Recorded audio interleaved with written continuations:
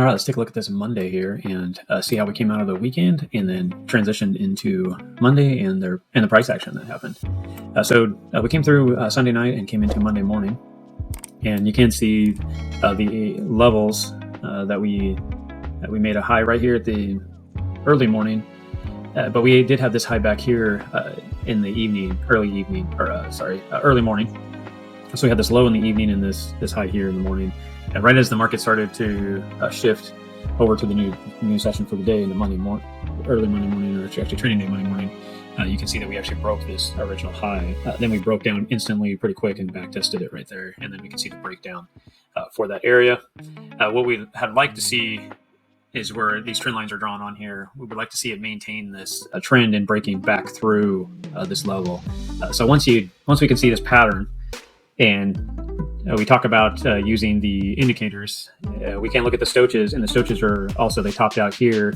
If you draw a line here, where pretty much what you're saying is like, okay, we're going to break this area or this area first in this price action, which is it. Obviously in the morning it did start to break it, and that's where you're thinking, okay, here we're going to go up. And then but your stochages, everything is telling you you're exhausting, which means it's time to go into bear territory up here, and we would see the downturn. So I went ahead and marked it here, and this is what we could be looking for on a breakdown. So using this price action and then breaking it above and then starting to break back down, and then once we lost the trend line or the 21 is basically following this trend line as well with the price action. So once they started to break down and the stochages gave us this indicator as well, this would be our sell-off. So if you're watching that price action in the morning, this would have been you could have used this confirmation here on the 15 and then looked at the lower time frames to help us get into this trade. But this would be the trade that we can look at for the day. The other thing is, if you wanted to wait and confirm this, you could have waited for it to run down and then watch for it to pull back. And the pullback, it wasn't much to get us all the way back up and test this area. But this pullback here, the same thing. You can see it starts to come up and want to push back through, and you can see it rotate. And that rotation is where we could have also taken an opportunity in the market. So if that was the opportunity you're looking at taking, again, the lower time frames would have helped you take this trade. What I would use is the same area as it's truly back testing, like I was pointing this out earlier, is the two levels from the evening. It's back testing that area right here as it broke through it and back tested and fell away.